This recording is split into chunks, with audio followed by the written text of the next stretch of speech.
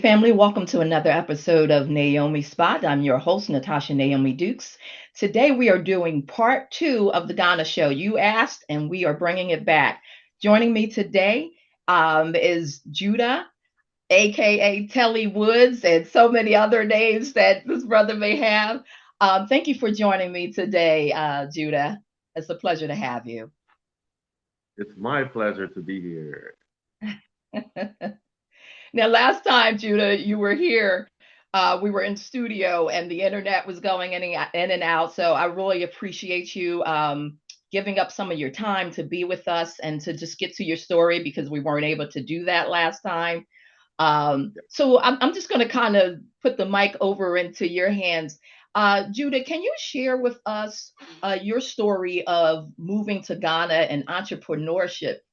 First thing that I would like to know from you is what inspired you to move from Chicago to Ghana? When did you Sure, know that that was sure. the move you wanted to make? Well, I mean, it's kind of a crazy story when I left Chicago. Um, I left Chicago and moved to the U.S. Virgin Islands, Okay. which is where my girlfriend was. And so I Okay. decided to leave the States and decided to open up a small shop along the lines of where the cruise ships come in St. Thomas. Okay. And that's kind of where it all started because, even though Jerk Soul, which is the name of my restaurant, it Hmm. started technically in St. Louis, but the plan was to start it in the Virgin Islands. Oh, okay. But anyway, so while I was in the Virgin Islands, living there and everything, we were gearing up to open up our first shop in St. Thomas. And time goes by and some crazy things happen. Two Category 5 hurricanes, Oh, Hurricane wow. Maria and Hurricane Irma. Okay. So both of these, the collaboration of both of these historical hurricanes actually swept me back to the States. Wow. And at this point, I had already moved, of course, from Chicago and everything, and I really didn't have anywhere to go. So I ended up kind of being like a refugee. I was kind of homeless for a little Oh, bit. I I bet ended that up, was scary. I mean, the whole situation was interesting to say the least. Okay. Um, but I ended up in St. Louis on my good friend. I was on her couch for a couple months, and just trying to figure everything out. And on that couch is when you know um, the Most High gave me the idea of Jerk Soul, gave me the name, the concept, and everything. Wow. And and so probably a couple months after that, I ended up opening the first location of Jerk Soul on the north side of St. Louis. And Okay. so that was it was wildly successful. The culinary scene in St. Louis has since then bloomed very well. But at that time, it really wasn't too many choices. So Okay. it really felt good to have a successful restaurant there, and really just giving the community something different. Because Jerk Soul is a fusion between Caribbean food and soul food, and Okay. so it became a staple in St. Louis. And so about 3 or 4 years into that, I just really felt like I wanted to leave the states again, to try to leave the states again, and I didn't know if I was going to go back to the Caribbean or not. Um, Hmm. but I figured that living in the middle of the ocean, maybe that's not a good thing for me. You know, Okay. hurricane season is every year, and when you go through Category 5, it's kind of life changing. So.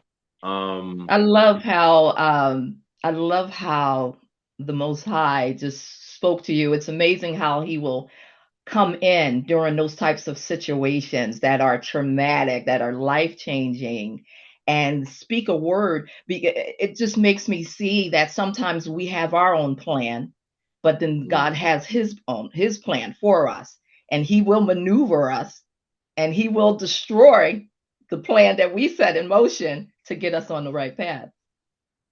I love the that. plans you thought that you had, when I look back, that was 7 years ago. JerkSoul was 7 years old, and Okay. so my plan, like I said, was just to, start a new life in the Caribbean and everything with my girlfriend.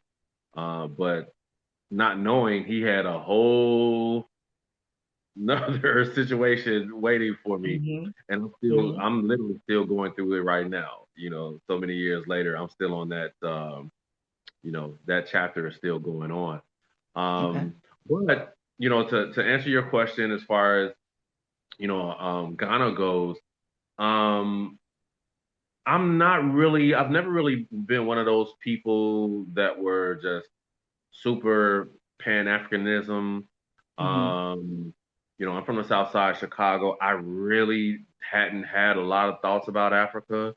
I know that when we were younger, back in the '90s, we used to wear these African, pendants and medallions on our chains Yeah, and everything, and we would wear like even kente like this, absolutely. Um, yeah, that was a really good time, and especially in hip hop, there was a lot of African kind of influence, but that for me, that's as far as it went. Conscience rap was, yeah, absolutely. You know what I'm saying? Yeah, conscious rap and everything. But I never really had a thought of wow, I living in Africa was an option or something like that. You know what I'm saying? Yeah. Back in the day, you'd be watching cartoons and then you'll see Sally Struthers pop up, on the commercial with babies over in Africa and, looking Hmm. sickly and flies and everything, swollen stomachs and everything. And that's, just some of that programming that kind of makes you think like, wow, I don't want to see that. I don't want to go there and everything. And And that's what I think it was set up to do, sure, to kind of condition you to think that Africa is this terrible place. And that's sure. why I think, a show like this is very important. I Mhm. recently was watching Tiffany Haddish and her show, and when she went over Africa and she visited different countries to show people it's not like what you think. And I think when people do that, it's very important because I think we were conditioned, to not ever want to go back to where our roots are. You know what I mean? And so to see people like yourself be able to go over and to build businesses and to thrive.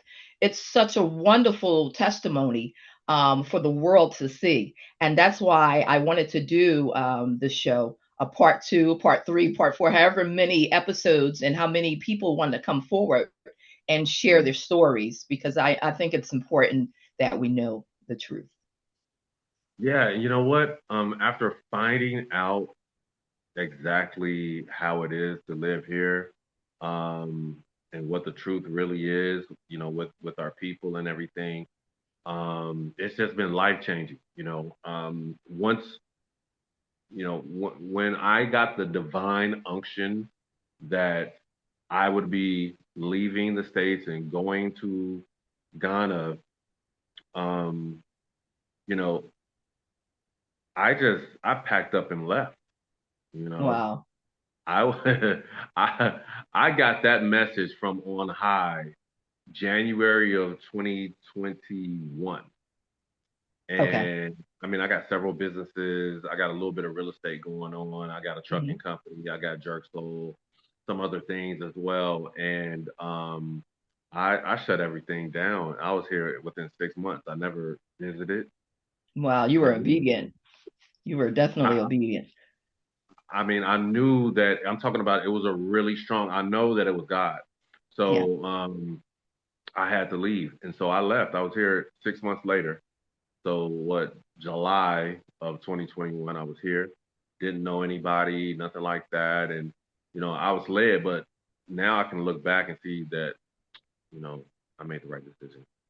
Yeah, and you could see why you were led to the land in which you are currently residing. I think that's really an awesome story. Did your family think you were crazy when you said you were getting up and going to Ghana? My family and my friends, they're kind of used to me doing crazy things. Okay. Um, they're So you're kind of very used to it. spontaneous. Yeah, they know that I'm super spontaneous. They know that when I put my mind to something that I'm gonna actually do it. If I tell them I'm gonna do something, they know they can take that to the bank. It's gonna Yeah. happen. And just the healing that we are experiencing over here, that's the main thing. It's really great to do business here. Mhm. Um, and to get woven into the fabric of the communities out here, really reconnecting with I call them our long lost cousins, from Yeah, 400 yeah, years ago. You know what I mean? And just really reconnecting with absolutely. them has been just a crazy ride. It's ups and downs, but the amount of healing, and if you talk to most people, most of the diaspora that lives here, you'll hear that word a Mhm. lot, healing. Okay.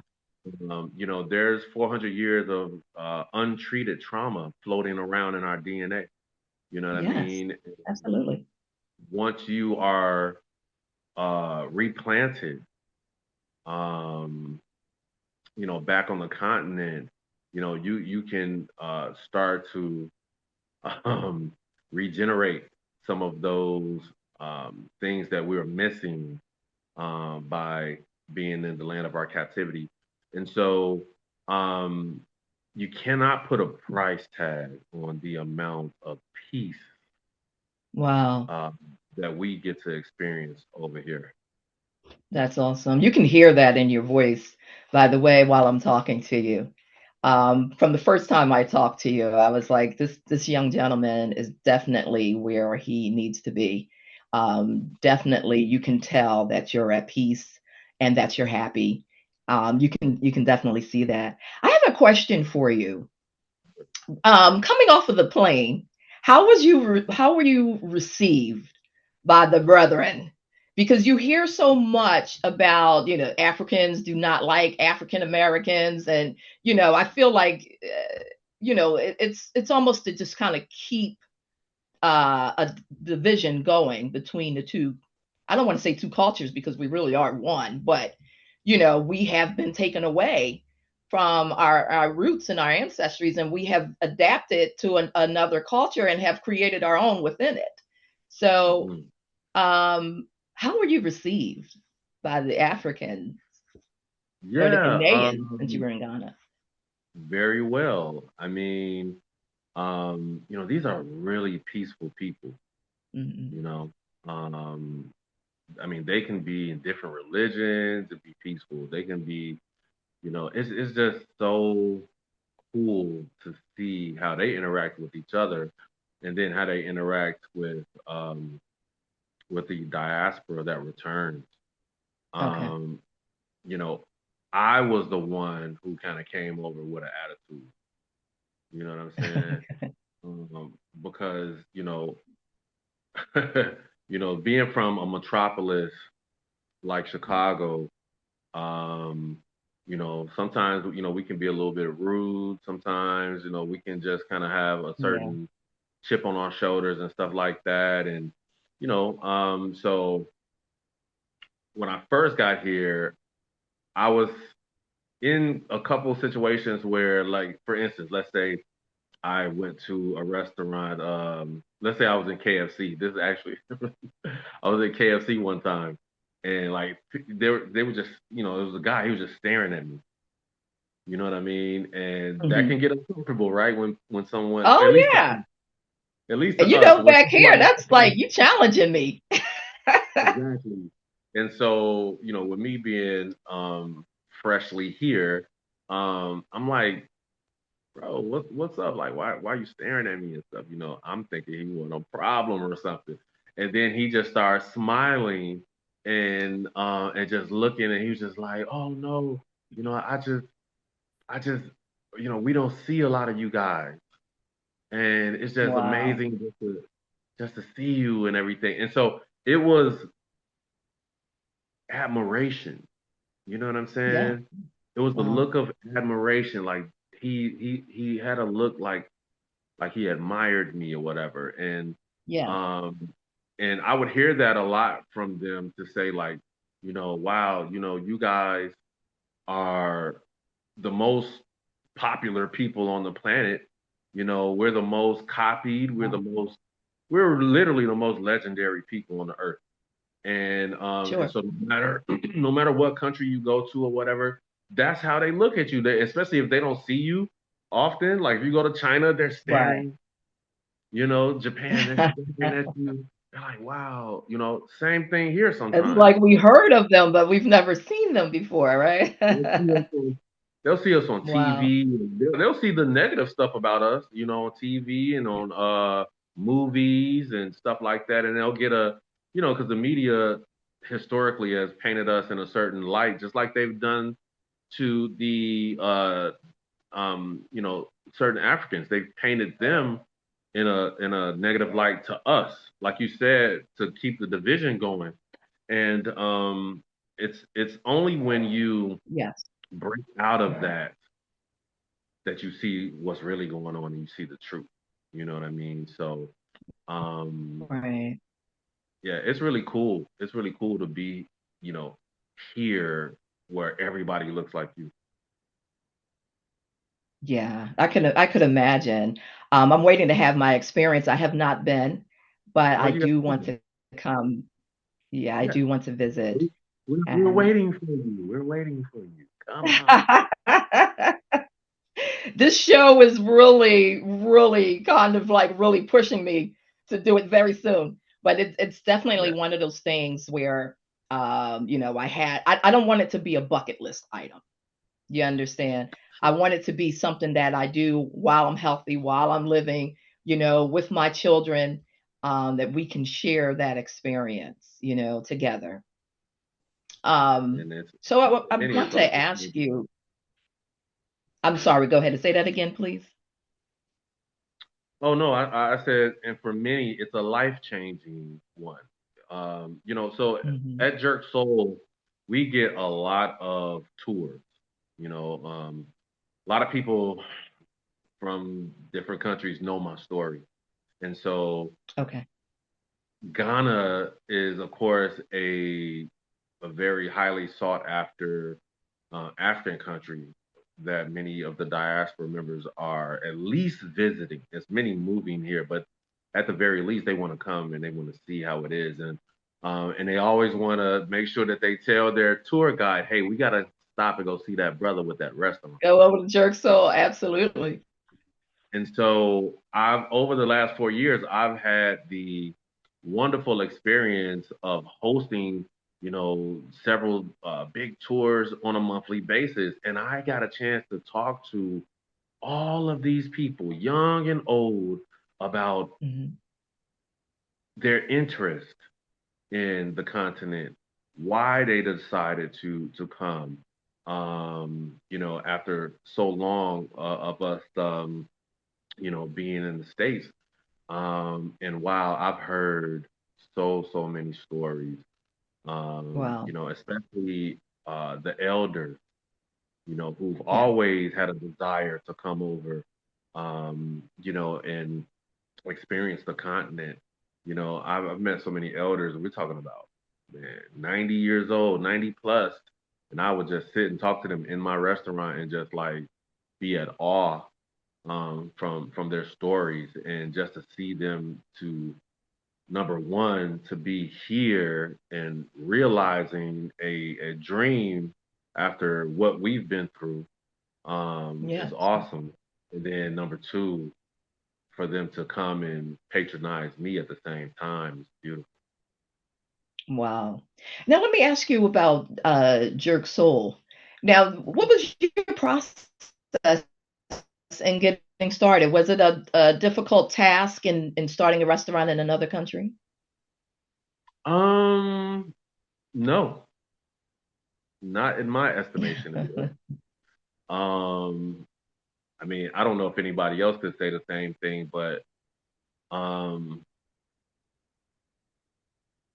for me, it was pretty simple. It was to me, I thought it was easier than doing it in the States.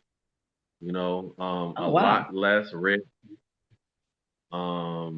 It was pretty easy. I'm not gonna lie. It was pretty easy. Um, Wow. much cheaper. Okay. You know, out here you gotta pay rent like a year in advance, right? Right. I did read that. Um, yeah, and so I didn't know how that was gonna be, but that's actually a cool thing. That you don't have to once you pay your rent, you don't have to worry about it for a long time. And so Right. Right. there wasn't a whole bunch of, of course, you got to do your due diligence. You got to get certain registrations and permits and stuff like that. But, you know, you got to do that anywhere, right? So once you do that, and you're in a lease or whatever. I mean, that's about it. It was pretty. I mean, don't get me Did you wrong. have to obtain citizen? Go ahead. I'm Say it sorry. again. I was about to ask you a question, but go ahead. Please finish your sentence. I was about to say, don't get me wrong. There was some things that I did not know that I had to learn, and it cost me time and it cost me money to learn those things. Yeah. Because Yeah. I am, new and I'm in a new country and everything, so I don't know everything. I just got a ton of drive Okay. that says, "Hey, I don't care what the situation is, I'm gonna make it happen regardless." And then you just kind of go through those A things, true and it was cool. entrepreneur. Yeah, yeah, exactly. So if you bump your head, guess what? The people that's coming behind you that want to do the same thing, you can tell them to duck so that they don't Right. bump their heads. And the stuff that you learn, you can pass on to other people, and that's what I've been doing. That's a wonderful thing, too, Judah. That's another reason why I wanted to get you back on the show because a lot of times, people can become successful and they don't want to share with others how Yeah, they got there. Which to me it's very selfish. But people sometimes look at other folks trying to come up as competition, you know, right. versus looking at an opportunity to be able to mentor someone. So I do Yeah, appreciate that. yeah. I always want to, share the knowledge, share the wealth. Hmm. Um, you know, far too much we've been plagued with individualism in America. At least our people. Yes. We've been pit against each other. You know what I'm saying? And so that's just kind of how we are. It's the same way here. You know, Okay. it's going to take a long time for all of the things that plagued us to be completely out of our system. But individualism is one of the things that we really have to kind of evade moving forward if we want to grow as a people. Every other nationality, they practice group economics. So we have to do the same. Right. Right. Wow. Now, Judah, did you have to obtain citizenship in order to open your business? No, I didn't have to. Okay. I'm a citizen now, but I had my restaurant for the Ghana location for years before I got citizenship. Okay. But you have to have a residency permit and you Okay. have to have a work permit. So Okay. as long as your permits are in order, um, you can begin a business. Okay. Mhm. Great. Thank you for sharing that information with us. And let me ask you, um, Jerk Soul is really a beautiful rooftop restaurant. I know you since then you have also started a new brand. Would you like to share some of that information with us? Yeah. So, I'm a guy who believes in multiple streams of income, and so, um, while Jerk Soul is kind of like the flagship, I've always wanted to like open up like something small too, like a carry out, because Yeah. that's how Jerk Soul started. Jerk Soul started as a carry out, small carry out on the north side of St. Louis, and did extremely Mm-hmm. well. And so um, I wanted something small. So I pretty much was on the hunt for that for a Okay. couple years, and I finally found like a something small that's on the campus of the University of Professional Studies in Accra. And so a couple months ago, I Mm-hmm. finally did something with the space, and it's a small space, so I can't like do a lot in it. So I just decided to do just some Okay. like fried chicken and fish, fried fish. Something that's easy for Okay. students to something mobile for them, something inexpensive for them, and everything. And Yeah. of course, it's something that the diaspora has been missing as well. So they've been coming a lot, Uh, showing I'm love and sure they everything. probably seek you out. Oh yeah, oh Oh yeah, yeah. yeah. They. So since they've been coming, they've just been like, "Oh my God, I haven't had any spaghetti like this in so long, and potato salad and fried fish and everything." And so, it's just awesome to be able to provide, provide something that makes people remember the kind of foods that they miss. Yes. Oh, wow. Mm. That's awesome. I could imagine being in a new country and being able to find a place that has chicken, fried chicken like home or whatever your type of soul food you like that it's just like home and you're able to go to. That's such a great idea. When I think Yeah. about your story and I hear how the area is starting to grow and the diaspora is moving back in, it makes me think that a lot of the businesses that we have here in the States, if some people, that's moving over there took some of those ideas over there, the following that they would get. Oh my goodness. Yeah, So it's a I'm great opportunity for business. exactly. It's I view it as like a blank canvas, Yes. and we've had so many experiences in the States that um, bringing our talents, our expertise back over here to the motherland is monument.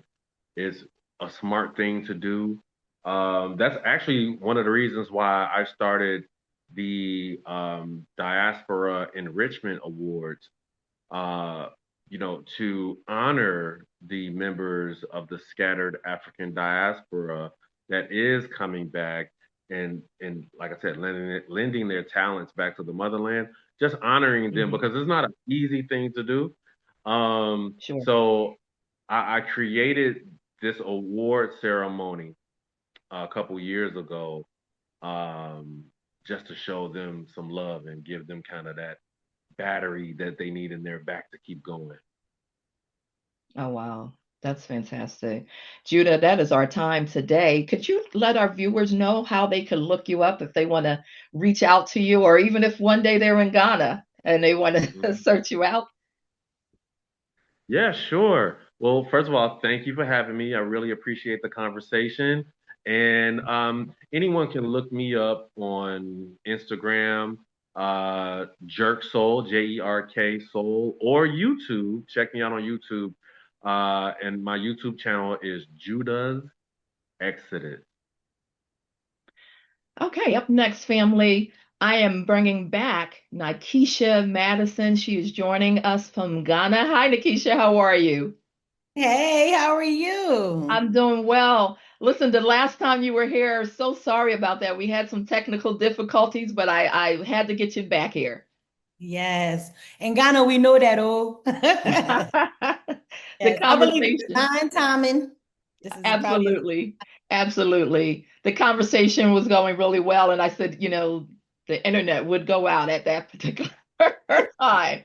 But I'm so glad to see you back. And, since you've been gone, you've recorded a video, a goddess video. Let's take a quick look at Nykisha's goddess video and see her living her best life.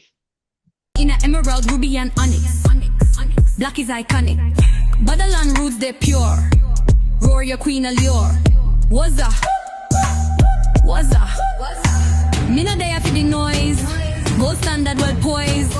Hear me tone and texture. Big vibes, no pressure. Cocoa fine palm wine. Soft heart, strong spine. Family is my shrine. I God waiting be mine. Wazza. Kama utaweza. Wazza.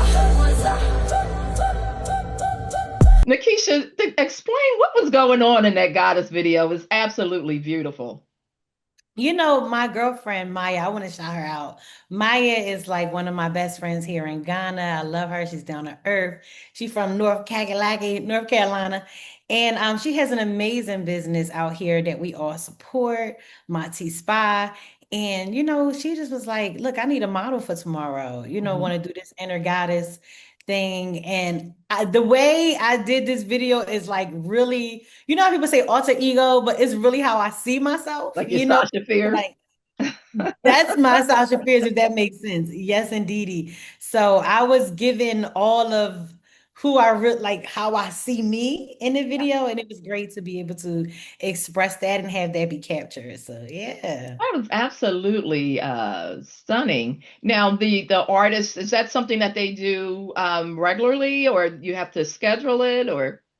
Yeah, you got to book an appointment. You can book an appointment with Mati Spa. We'll make sure to give you that information so that you can do it for sure. And yes, so she partners with, Ghanaian artists to be able to create these different figures. And it was so awesome because I feel like everything is spiritual. I didn't have to coach him at all. Inside of myself, I was really clear on what I wanted to be represented. And when he started doing the markings, I was like, oh yeah, he's in alignment. So I was like, because I wanted a beautiful, beautiful image. For sure. Thank you so much. I said, Nykisha, you're over in Ghana living your best life. I am. Nykisha, when we left off, we were talking about land and what was happening in Ghana, as far as there was a lot in the news about African Americans who've relocated over there. Their property was starting to get tampered with. They were defacing property and doing so many different things. Now, have you seen any of that? Because you know how I think. I personally think a lot of things we see sometimes in the news is propaganda, or the truth has been, really exaggerated. So what was happening over there? Did you experience any of that in your area? I haven't experienced any of that myself, but I never want to minimize those who are having that experience. Sure. But what I will say is that, like, when it comes to this concept of like coming home, a lot of the natives are not necessarily sure of what that means. Some of them are welcoming to us, but then a lot of us come over here and we don't really know what it's hitting for. And a lot of times we kind of still want to move very capitalistic, like you just put money and money solves all things. But over here, they're very principle based, and sometimes I feel like the concept of land ownership is an illusion in a lot of ways, because the reality is it's about leasing land. It's really not for you to own it and possess it like for a long time. And I actually kind of like the structure in that, because what it does is the land belongs to the people, the native people of that land. So these are families, and the families are leasing it out to people with the idea that you will be a good steward. Now, I feel like just like in America or anywhere in the world, you will have people who abuse certain types of power and different things like that. But I also feel like we have to do our due diligence when we're doing anything. I don't think that anyone should just come from another country and just start buying up land without first having a relationship with the people, understanding the demographics and how things work. A lot of times I feel like a lot of people come here and dump a lot of money here. Yeah. Yeah. And experience what happens to you when you move like that. This is a Right. different place, and you have to move with wisdom. Not to say that those people did not, but I'm sure some of those things happened, but I'm also sure some things were exaggerated too, you know. And Yes. I don't ever want to minimize what anyone has experienced, but I know that when you play in a long game, sometimes pumping your brakes a little bit and just kind of like peeping the scene. That's what I always say. Right. Like, will prohibit some of those things, doing your due diligence for sure, you know? Absolutely. Because see, I think that a lot of times there are a lot of divisive Hmm. tools that are planted amongst us, you know, and when I think about Africa, because there's been this long time thing of, Africans not necessarily liking African Americans, this whole thing for many years, and I'm sure you've heard that. Have you experienced any of that? Because again, I think anything to cause division. Oh, I think it's real. I think it's real. And I think, you got to be patient. You have to be really patient because I have a community that I'm attached to now. And one of the like members or leaders of the reason why I'm saying leader is because this is the person who introduced me to the community that I'm a part of now. Like their original introduction to me was like, I really don't get along with Black Americans, Okay. straight up. And it was crazy for me because I was spending days with them. And I was like, this is a fun time to tell me that. But when I listened and didn't take offense, they were expressing to me that they were having their own personal experiences with African Americans that were very unfavorable, that brought them to that conclusion. It wasn't Okay. necessarily a white person telling them something. And I think that, our behavior, and I don't mean just African Americans, I mean also Ghanaians or anywhere you find yourself, Mhm. it is important to know that sometimes you might be the first whatever that someone is coming in with. You know what I mean? It's a big responsibility. If they Sure. never had access to other African Americans or Ghanaian people, the Yes. way you show up will make them feel like everyone is that way. So I don't like to Absolutely. speak about it like I can speak for the whole everything, but I do know that some people come out here and misbehave, and it's enough of us that's out here misbehaving Okay. that would bring people to those conclusions. But then there's also enough of us that are out here doing our due diligence, knowing and centering our relationships of knowing that we're bridging the gap, right? We're really trying to be unified. Right. And in that, then it can switch, you know what I'm saying to you, their perception. But I've met a lot of Ghanaians that were wounded by African Americans. Like that's real. And I also met a lot of like African Americans who had some horrible experience with Ghanaians too. So I Okay. just feel like, those things are happening. Ignorance is ignorance. It's like, Absolutely. you know what I mean? So for me, it's Absolutely. about frequency. You know what I'm saying? For real, for real. So So then, let me ask you this, because in just listening to you, it just kind of reminds me of an African American going into an all Caucasian organization for work. Now the pressure is on you to show them that, hey, yeah. all African Americans may not be what you think. Yeah. It does become a lot of pressure. Absolutely. Yeah, I don't live in that pressure. I feel like I have healthy relationships with Ghanaians. To be really honest, I'm actually for the last 2 years been building my relationship with African Americans out here.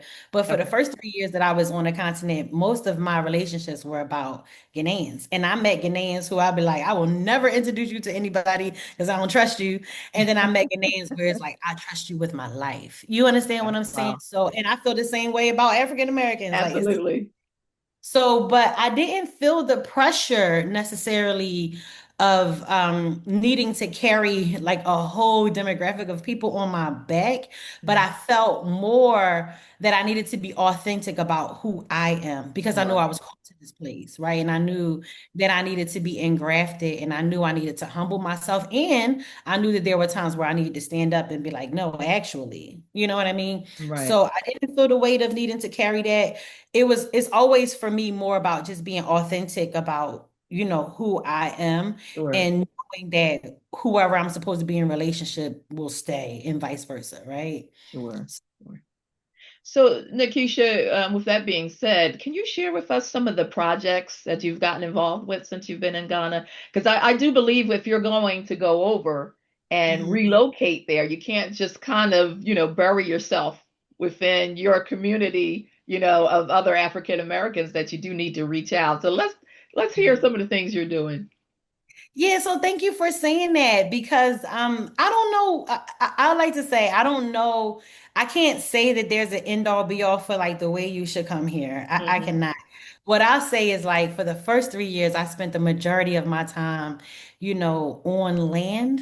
I spent the majority of my time unlearning. I spent the majority of my time relearning, reassessing, and also healing. Like 3 years of that, right? And I'm really proud of like who I am becoming because of that experience. And Okay. so I can tell you things that I have done. I don't know if I necessarily call them like projects, but I Okay. know what you're talking about, right? So the very first thing was really just like understanding where I was called to, like the particular region that I was called to, understanding what I needed to learn and also what I needed to share. And for me, I'm like a social entrepreneur, so it's like being there is like, what do these people need? Why am I here? Like, how can I Sure. leverage what I have to enrich this place? And also, how can Absolutely. I allow myself to be healed in there? So I have helped so many communities that I'm a part of, specifically like in the Accra Day region, as far as like water. You know what I mean? Access Mhm. to water, being able to pump from the Volta River and have access for farmers like throughout the land. One particular project, was Land of Peace. I was helping also with building structures. Land of Peace is amazing. Like that's a place where I call like my home. That was the place where the whole nature and everything just kind of like engulfed me. But Okay. then also when I was there, spiritually, I'm gifted with sight and hear. So I'm like clairvoyant, clairaudient, prophetic in those ways. So I Okay. think I see things that happen before they happen. So when I was on the land, I kept feeling this energy of like a flood. And I remember it felt like it was tomorrow, like in my energy. So I was Okay. like making everybody put like, the life jackets in there because we live right really close to the Volta River. So I was making Okay. everybody have like the life jackets and all that kind of stuff, be a part of their room and their living quarters. And lo and behold, over 3.5 years after that, the Akosombo Dam spillage had over like it Oh, wow. spilled and a lot of communities were devastated, but I had prophesied that and I kept trying to warn people within my community. Yeah. Some of the most damaged, the land that I'm attached to was also, we lost like as far as like some animal, livestock, that kind of thing, but mostly the community was kind of harmed through like the fishermen. They like lost all of their, so I was able to help the community that I was attached to, Okay. which really they work together in cooperatives. So the fishing, like the farmers, the fisheries, I supported 6 co-ops in that. And the African American Association of Ghana supported me with that process. They helped me raise funds for that. And Okay. then I was also able to support the very first community. So like when a dam opens up, it travels down to different communities. But most people were supporting communities where they had the most devastation, which was like at the basin. You know Okay. what I mean? Okay. So everyone was flooding that way, but I was kind of supporting the communities that was upstream that kind of got left behind and helping them to rebuild. And so everyone is stabilized at this moment. I Hmm. was able to support a total of 11 cooperatives. Okay. And then I was able, because of that, to see how they organize and structure themselves there, which I was living amongst them and never knew that they were like super, super detail oriented. Hmm. And I learned how they work together. So that's been helping me. So that's one project. Another project is supporting my children who are also board here. They've had a lot of projects that they've been doing with women and children and youth, and Okay. also the schools that my daughter attends and are attached to. We were able to do things for them. So it's kind of like, I just kind of live my life here, and when things rise up, that's what I do. In my neighborhood, I have about 4 to 5 people within my community, like food-based businesses where I give micro loans. And Right. those loans are specifically for people who have food-based businesses and they either want to like expand Hmm. or like remain because maybe they're struggling or different things like that. So Okay. everyone who has a loan with me, I support their business somehow and I see them every day. Like these Right. are not strangers. These are people amongst my community. So Okay. those are things that I'm doing. And see, I asked that question because in talking to some Ghanaian people as well, um, some tend to think that African Americans will come into the community, but not necessarily get involved with them. And in Mhm. some ways, especially with their culture, that can be offensive. Mhm. So that's why I made the comment of getting involved and not just going and moving it because you're going into a new land and Mhm. you really want to kind of settle in amongst these people, get to know them, the community, because some of these people, and it just goes back to us living here in the United States, you Mhm. know, you want people to be able to look out for you and For you look sure. out for them. You understand what I'm saying? And how You can you build that if you do not get involved? That's right. I like to call that integration, and that's my sweet spot. Like, I love that's what I do. I have multiple businesses, but one business that I like, you know how you do things, and it's like I do them for different reasons, but the thing that brings me joy and lights me up is helping people to get integrated here. I Okay. think that it's one of the best thing, like, I think it took years off of my life, Okay. like just having the courage to just be in it. Well, You you know what sure I'm look saying? very happy. Oh my God. And because we live within community. So yes, I think the integration is very, very, very important. You can come here. You can come here and have a very American experience, not be integrated, live alone in silo. Like, and I'm not judging how people move because I think Sure. that that is based on people's like, Yeah, absolutely. ability to be able to stretch and different things like that, feeling safe, whatever. Right. But for me, I came here for that. Like I didn't come here to, really Yeah. to be having too many American experiences. Like I really wanted to know what it was like to live in Africa. Right. So I specialize in that. The name of my business is called I'ma Know Me. Okay. I can share my details with that. So if anyone has feel, because I always tell people, if you're not called, don't come. Like I'm just going to say that straight up. If you don't feel like you're called, uh, I wouldn't recommend that you come. And I don't mean come to visit. I mean come to live. I think That's what I was that about to ask you. Call to what? yeah. Yeah, come to live because I think, and the reason why I'm saying it, I'm definitely not telling people not to be adventurous, Hmm. but even when people ask me like, how are you able to make it out there or whatever the case is, I believe that where God leads you, God will feed you. I believe it. You Absolutely. can create a process, a plan, and all that stuff will fall through Absolutely. and you are being led by something and rooted in because there are moments where it's really hard, right? Right. I'm supporting people with migration grief. I've experienced with migration grief, but when you're rooted in knowing that you're called to something Hmm. for the reasons why it helps when you're having this rough time, Yeah, absolutely. So some of the things I do is like I like to hear what people have heard. Like when I'm meeting people here too, I'm like, what was Spirit telling you? You know Hmm. what I'm saying? Like, Hmm. what dreams you had? Like, and everyone's like, when I was a little girl, I knew I was going to be on the continent. Or, these Wow. stories are coming out. You know what I'm saying? Amazing. So Hmm. I believe it's prophetic, sis. I believe that what we see happening energetically and spiritually is in revelations about us being scattered abroad and then coming back and all of that stuff. Absolutely. I think that we should kind of like talk about that narrative more. Yeah. And I feel like when I'm educating, let's say like Ghanaians, so to speak, about who I am and Hmm. the returning and all that, like most people here are Christians. They're Christians or Muslims or that's big here. And so I can pull some of those things out to Right. help them understand like what they're experiencing because they also kind of want to know like what's going on, why y'all all coming here? Because a lot of them want to leave. You know what I'm saying to Yeah. you? Yes. That's Yeah, it's very that's very interesting. Nykisha, how could someone reach out to you if they're interested in integration and the services that you provide? Thank you. So, my name is Nykisha. I'ma know me. And so I'ma know me. If you do info at I'ma know me.com and send an email, you can put in the subject title integration to Ghana. Integration to Ghana.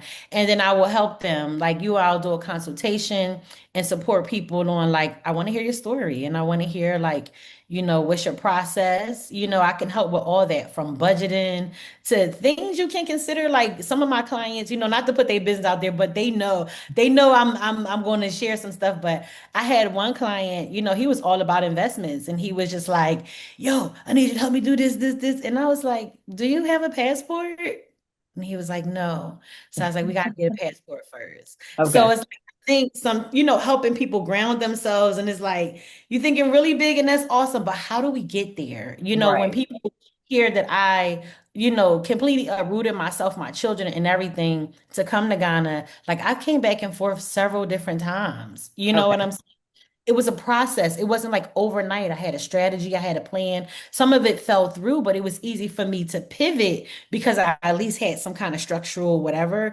And I spent Sure. enough time to kind of understand. So I think that's the value of what I bring to the space, my People experience. definitely need someone to connect to, someone who's been through the Yeah. process, Mhm. to kind of help guide them away along the way. Absolutely. Yeah. Yeah. And I enjoy it. I enjoy it. So. So let me ask you this, and our time is starting to get a little short, but I just wanted to ask you quickly, what do you think people, with your experience now that you've been in Ghana for how long now? 5 years. I'm working on my 6 year. Yeah, it's Okay. coming. Uh-huh. So in that time, what do you think people misunderstand most about moving to Africa? That you're not alone. Oh my God. I believe in ancestors. I believe in guardian angels. I Mm. believe that sometimes we think when we have thoughts, they're ours. But scientifically, like even when you have a thought, it is an electrical impulse that happened in your mind. So there's these scriptures that say that like God wants to do like exceedingly and above all that you could ever ask, think, or imagine. Yeah, So I feel like sometimes people get cold feet because they have these big dreams, but when they think of the how constantly, when I say yes to moving to Ghana, I didn't know how it was going to happen. The same amount of years that I've been in Ghana is the same amount of years that my business was developed. Literally, when I said yes, God gave me the witty inventions and different things like that to be able to position myself to do that. And also, I know we talk about like kingdom work, and I believe that kingdom, like to be attached to the kingdom means to be attached to sovereignty. So yeah, I know like the cushion, like we can say different things about America, but it does offer some type of cushion for us that I also feel like sure. can be entrapments, if it makes sense. Okay, Because I think the illusion of safety is real, and I feel like the real safety is to be obedient to what the Most High is calling you to do. Like there's no safety outside of that. And so absolutely. I agree with you on that. yeah, it's true. And I don't, and I love Ghana. I do, but I don't see, because I see myself as a global resident. Do you understand what I'm saying to you? I see myself as much as I love Ghana. If the Spirit of God calls me somewhere else, then that is where I'll be. My Absolutely. increase is always going to come to be wherever spirit is calling me to be. But Ghana is also very safe. And I think there's a lot of things going on in the world. And I believe that more importantly than the narrative of like coming back home, I believe that I've been ushered to safety, if that makes sense. Do you Okay. understand? And so I think that we should trust more, and trusting more does not necessarily mean that like horrible things won't happen or you won't have your own set of unique experiences, but we are able to overcome like all the things that we're facing, and it stretches us, it expands us, and our brains need to be adventurous. We need to explore and see what else is out there for sure. Absolutely. Absolutely. When I think about some of our people who have never left their block, Yeah. never left the city, you Mhm. know, those types of things. I think they keep you only you're boxed in to only know that area, only to know those people. Yes. And you absolutely need to get out and broaden your horizons. Absolutely. You need to, even if it's going to another state, you need to get out of the neighborhood, because as long as you stay there, you'll have a neighborhood mindset. Is Yeah. It's you know what I mean? I do. And I want to say something about that because um you know in this particular sector, I could be looked at as like a leader or trailblazer or different things like that, right? Sure. And so people could want to glean from that energy because it's exciting. But there are also things that we need to learn and things that we also need to cultivate as leaders. And one thing I needed to cultivate in that was understanding the resistance that people offered when I'm, being like, just try it, Yes. And one thing I learned is that my whole life I was led to believe that I had a dysfunctional childhood because we moved all the time. Like I've literally lived in every section of Philadelphia, lived in the Lehigh Valley, lived in South Carolina. Like I've always moved. It was a time where I remember us moving every single year. But now that I'm in Ghana, I understand that those things were preparing me to Absolutely. to and then when I got I did get my DNA done. And one of the tribes that's there is Fulani, right? And Okay. Fulani is known in Africa. Like that's the one tribe that you have it in every country in Africa, you can find a Fulani. You know what I Okay. mean? Wow. Hmm. And their idea, like Fulanis believe that the moment you pitch a tent anywhere and say, I will be here, right, is the moment you begin to die. Because they believe that part of your cultivation is finding yourself in the desert, finding yourself on dry land, finding yourself at the top of the mountain, Yes. and proving to yourself that regardless of where you find yourself, you will be okay. They say Absolutely. that when there's bushy land I somewhere, love that. The Fulanis will go first, and they prove to everybody that, oh, you can actually live there, you know? Yeah. Yeah. I love So, that. yeah, so I just want to say that, in having grace for others, some people who have had a lifestyle that is like the same thing all the time, the same job for 40 years, it's harder for them to begin to stretch and experience Absolutely. different because of fear. But part of elevation is also release, also surrender, also allowing, these things are sacred teachers for sure. Absolutely. Well, Nikisha, thank you so much. It's been a pleasure talking with you. I really enjoyed this conversation. You stay right there. Don't hang up on me, okay? Mhm. Folks, thank you for joining us today on Naomi Spot. This was part 2 of Ghana. Stay tuned for the next episode. You can reach out to us if you have any comments, show topics that you would like for us to discuss. Reach out to us at naomispot.tv@gmail.com. Have a good rest of your day.